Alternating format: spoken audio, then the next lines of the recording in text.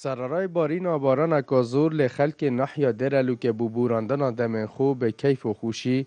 به هلکفت جشن نوروز قصد نافسروشت جوان دوره کرن و جشن نوروز به جلو برگن کردواری لحفدو پیروز کرن و سیرانیان هیوی خواستن که اف جشن بیتا پالدن ناکوکی لعن سیاسی بدایی بهن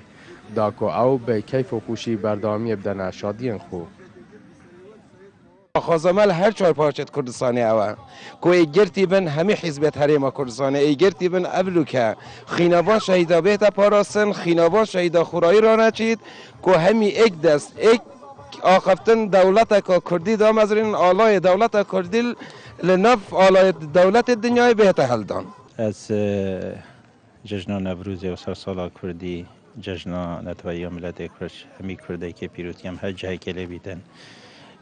پیام من او کرد همی چوا ملت ما همی ایکه هم حس کن هیزولان سیاسی همی ایک دنگ بن ایک بریار بن خونه زیکی ایک بکن اوی ملتی قربانیه که ایک جار مزنا دای ریوارت خینه یترایتین يعني هند عزيز ودلسوز يتماجيوني خويا جوري كردستان كري در فتك بملات كردية هر كفتي هم دا خازش همي لاني سياسي كان خوش تنجا جوان تشتا بدنا بهاش همي ببنا ايك بريار ملات ما همي بهارا و همي نبروزا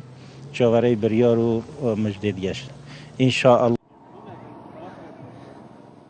حالاتین دور آمدی به هلکفت جشن نوروز سلام خو آرسته پیشمرگین قهرمان کردستان کرن و دیار کن که اف آزادی او نهاتدا به سایه پیشمرگین قهرمان اویوی خواستن که سرجم پیشمرگین قهرمان کردستان بساخی سلامتی و گرن ناف خزان خو اف آزادی وگاوه امتدا و اف آهنگ وگاوه امگرین سرارای همین نخوشیا یعنی بر همه خینا شهیدا و زحمت تا پیشمرگه قهرمان خینا شهیدا ماندیبونا پیشمرگه قهرمان سنگرت یت بر خدا نه تشبیر کردن یعنی او در هر حالت یکی برای هر تشتکی یعنی تشتکی کنه تشبیر کردن ابد اسپیک جشن همی داکن شهید پیروز کن همی پیشمرگن قهرمان سنگر بر خدا و فداکاریه نوروز نشانه زندگی ملت ما اگر تو تماشاش بکی همین نوروزا دلت ملت ما همید بنه یک به جداهی سیاسی به جداهی بیرکرنا آینی همی دل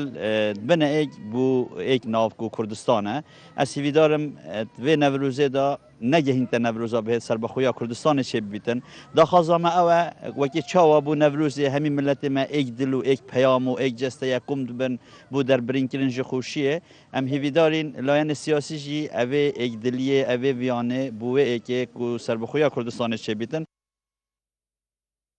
وکو دابونریتا که سالانه به هلکفت هاتنا جشن نوروز خلک دور آمدی قصد نافسروشت جوان دورت کن دف ساله جیدا سرارای کش و هوای سارهبونا قیرانان لیافه که نبویه ریگر